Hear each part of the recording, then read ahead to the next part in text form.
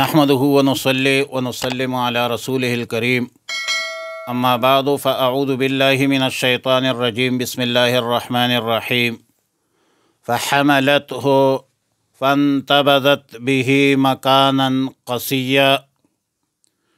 پارہ نمبر 16 سورہ مریم، رکوع نمبر 2، آیت نمبر 22، 23، 24، 25 اور 26۔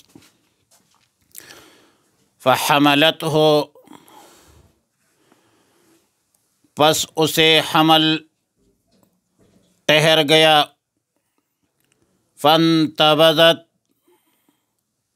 فاعتزلت، پس وہ علیحدہ بیٹی، بھی، اس کے ساتھ یعنی حمل کے ساتھ، مکاناً قصیا،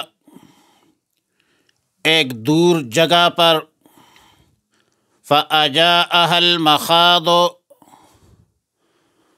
پس لایا اسے درد ذہ، الی جذع النخلۃ، پاس ایک کھجور کے تنے کے، قالت، مریم علیہ السلام بولی، یا لیتنی، اے کاش کہ میں تو مر گئی ہوتی، قبل ھذا، اس سے پہلے، وکنت نسیا منسیا، اور ہو گئی ہوتی میں بولی بصری، فناداہا، پس آواز دی اس کو، من تحتہا، اس کے نیچے سے، اللہ تحزنی، ان لا تحزنی، کہ غم نہ کرو، قد جعل ربک، تحقیق کے ساتھ بنایا ہے تیرے رب نے، تحت کے، تیرے نیچے، سریہ، ایک چشمہ، ایک نہر، وَهُزِّي إِلَيْكِ، اور ہلا دے اپنی طرف، بِجِذْعِ النَّخْلَةِ،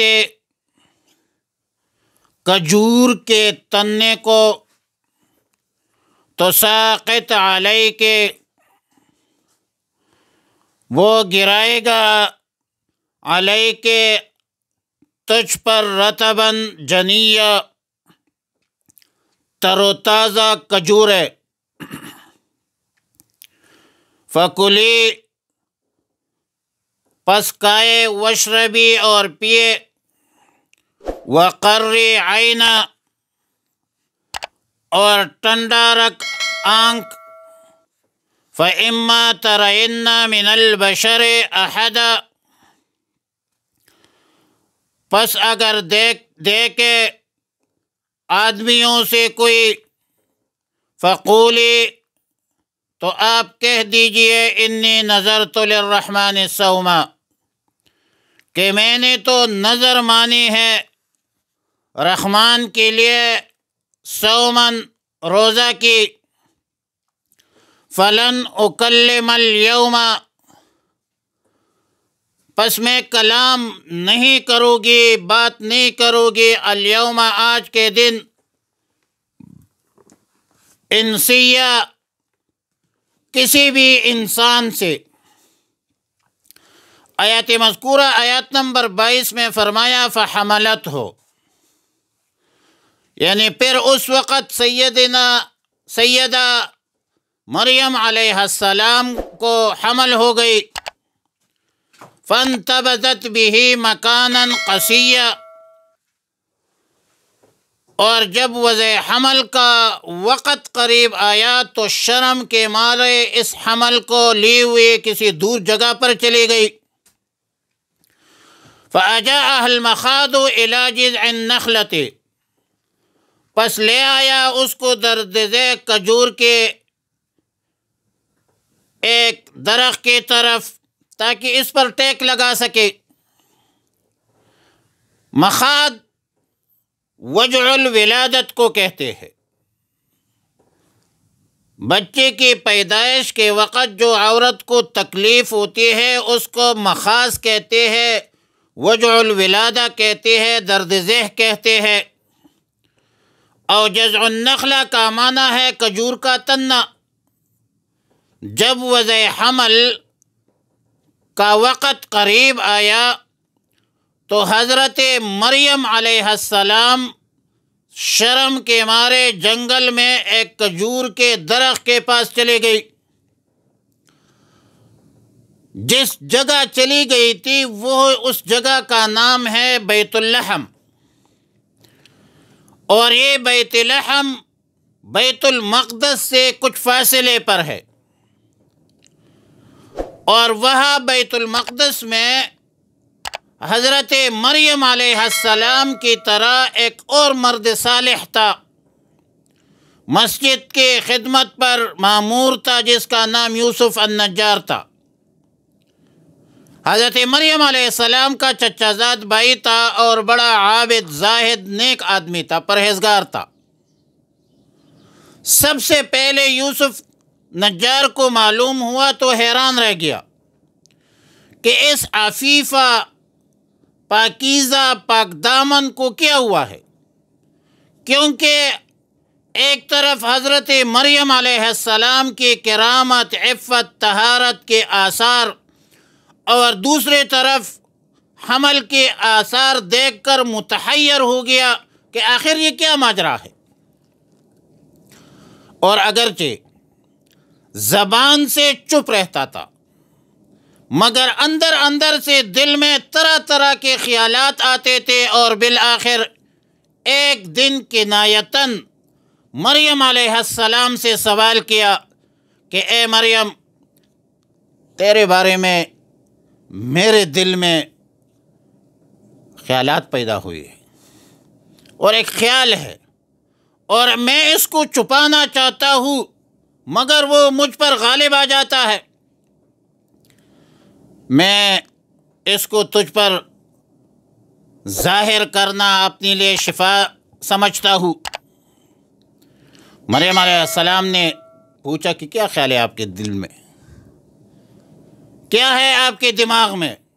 تو یوسف النجار نے پوچھا کہ هل ينبت الزرع بغیر بذر وهل تنبت الشجرة من غیر غیث وهل يكون الولد من غیر ذکر۔ اے مریم، کوئی کھیتی بغیر بیج کے ہو سکتی ہے؟ کیا کوئی درخت بغیر بارش کے پانی کے ہو سکتی ہے؟ کیا کوئی فرزند بغیر باپ کے پیدا ہو سکتا ہے؟ قذافی تفسیر کبیر۔ حضرت مریم علیہ السلام نے اس کنائی تعریض کو، اعتراض کو سمجھ گئی اور فرمایا کہ ہاں، تجھ کو معلوم نہیں ہے کہ اللہ تعالیٰ نے جب پہلی کھیتی پیدا کیا تو بیج کے بغیر پیدا کیا، پہلے درخت کو پیدا کیا تو بغیر پانی کے پیدا کیا۔ اللہ تعالیٰ نے ہر ایک کو علیحدہ علیحدہ پیدا کیا، اور پھر ایک دوسرے کو پھر مزید افزائش نسل یا مزید نسل بڑھانے کا ایک دوسرے کا سبب اور ذریعہ بنایا ہے۔ مریم علیہ السلام نے سوال کیا کہ یا یوسف النجار، کیا تمہارا اعتقاد نہیں کہ اللہ تعالیٰ بغیر پانی کے درخت اگانے پر قادر ہے؟ یوسف نجار نے کہا کہ میرا اعتقاد ہے کہ اللہ تعالیٰ ہر چیز پر قادر ہے، قادر مطلق ذات ہے، اور جب اللہ کوئی کام کرنا چاہتا ہے یا کوئی کام کرتا ہے تو صرف کہتا ہے کن فیکون، پس ہو جاتی ہے۔ حضرت مریم علیہ السلام نے فرمایا کہ تجھے معلوم نہیں ہے کہ تخمہ، دانہ، کھیتی، بارش، پانی، چشمے، کائنات کی ذرہ ذرہ، ان سب کا خالق ایک ہی ہے، اور اللہ تعالیٰ درخت اگانے میں پانا دانے کا محتاج نہیں ہے۔ یوسف نجار نے کہا کہ بے شک اللہ قادر مطلق ذات ہے۔ پھر مریم علیہ السلام نے فرمایا کہ کیا تجھے یہ معلوم نہیں ہے کہ اللہ تعالیٰ نے آدم کو بغیر مرد و عورت کے اور حضرت حوا کو بغیر عورت کے پیدا کیا ہے؟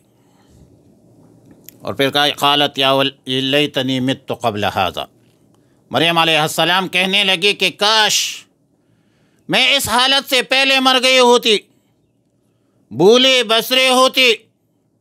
اب ظاہر ہے کہ قوم کی ملامتی اور قوم کے رسوائی کے خوف سے موت کی تمنا کی۔